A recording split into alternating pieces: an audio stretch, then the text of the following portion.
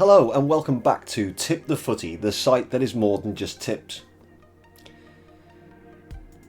Today is our Monday, the 8th of July 2019 tips. So yesterday was a mixed day, should we say. The main bet of the day, unfortunately, both teams to score between the USA and Mexico didn't go according to plan, although Christian Pulisic could have opened the scoring inside 5 minutes for America. Altidore, after 7 minutes, probably should have took his chance as well. He did everything right until the end. Also, Areola had a good opportunity, but what do you expect from being a bit of a tit? However, the treble fared much better. As we said, Mexico to lift the competition. They did. They won 1-0. We had Algeria to beat Guinea, and they obliged by winning by 3-0. And Peru. We had Brazil to win the Copa America, and they beat Peru by 3-1.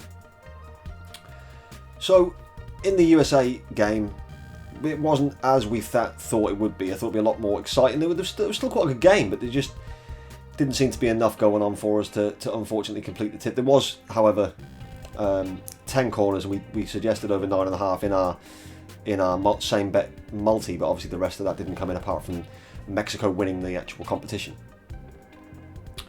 Now, looking at the Algeria game, on recommended, we suggested that Riyad Mahrez would be one of the scorers in that game, and he did score. He made it 2-0. It was a great finish. He took it on the edge of the area, managed to get inside the area, and just slotted it with his left, sending the keeper the wrong way. Algeria's third goal and first goal seem to be. I think it's Senna who plays it.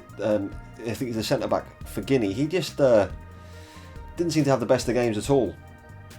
Didn't see his performance being very well. He got undone a lot, and obviously the third goal, he just got caught out by the direction of the pass. He's normally a bit more capable than that, so I was surprised to see how poor he was playing.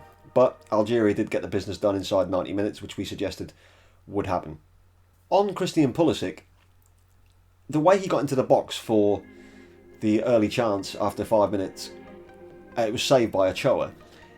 The way he went in there did look very Hazard-like. Now, obviously, with Chelsea losing Eden Hazard, getting in Pulisic might be a really good bit of business. It'd be very interesting to see how he performs in the Premier League in the coming weeks and months. So on to today. We are looking at 3 games. 2 of them are in the Afcon here, and one is in the Swedish Allsvenskan. Bit of a difficult one to say, as is the team name. So we've got AFC Eskilstuna. They're playing Djurgården. The home form of this Eskilstuna, they're bottom of the league, by the way. They've only had 1 win all season, and they've only scored 9 goals, so they're not looking particularly good.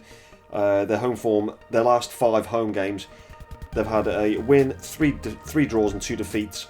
So they've just started to pick up some points, but I still don't think they'll be good enough to beat Djurgården, who are... Their away form is 4 wins, a draw and a defeat in their last 6. They're actually 3rd in the table, so they've got Molde atop and AIK as 2nd. Djurgården are 3rd with 2 games in hand. If they win both their games in hand, I think they will go a point behind Molde. They're on 27 points at the minute. They can go on to 33 if they win the 2 games in hand. They'll leapfrog AIK and they'll be a point behind Molde. The goal difference is very similar between Djurgården and Molde at the minute. I think it's 4 different in favour of Molde. So that'll be interesting to see how that title race hots up.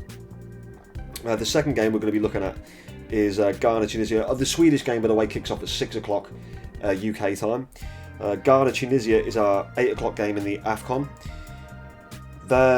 With Ghana, they've got clean sheets in 4 of the last 5 games. Tunisia have only had 1 in the last 5 games. And Ghana have beaten Tunisia on all 6 previous occasions they've met in Afcon history. And Tunisia drew all their 3 games to get to the last 16, so Tunisia arguably lucky to be there, and I think Ghana will prove too strong ultimately for Tunisia. And the next game we're looking at, and the final game, is 5 o'clock UK time, and that's the Mali versus the Ivory Coast, again from the African Cup of Nations.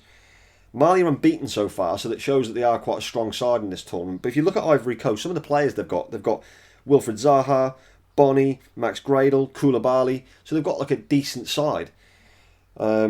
Both teams to score has happened in 4 of Mali's last 5 games, but only 2 of Ivory Coast's last 5 games. There's a weird stat with Ivory Coast. Over the last 5 games, they've either been involved in 1-0 or 4-1. They're the only 2 scorelines that have happened in the last 5 games involving Ivory Coast.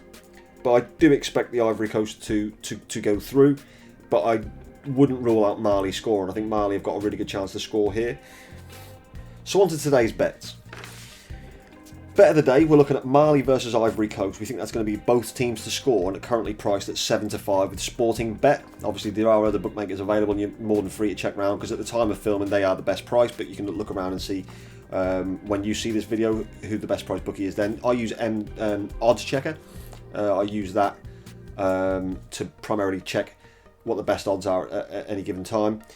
If you put m.oddschecker into your mobile browser, it's an easier format to look at things.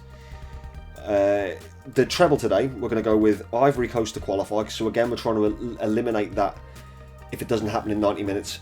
We don't want to screw up the bet too much. We're trying to get it so it's reasonably safe in terms of if it does go to extra time penalties, then there's still got a chance for our bet to come in. We're going for Ivory Coast to qualify, Ghana to qualify, and Djurgården, that Swedish side, to win. That is 3.59 to 1. 3.59 to 1 with Coral currently. So, that's the 8th of July's tips, and it's been an absolute pleasure having you back here with us today. As always, don't forget to like, comment and subscribe. Also, let us know what you're on. You can do that via the Twitter, you can do it via Facebook, you can do it on our website, or of course in the comments below. It'd be very interesting to see what people are on and what they're doing, and we can have a little chat about it in the comments. So thank you very much for watching, and we'll see you again tomorrow. Ta-da.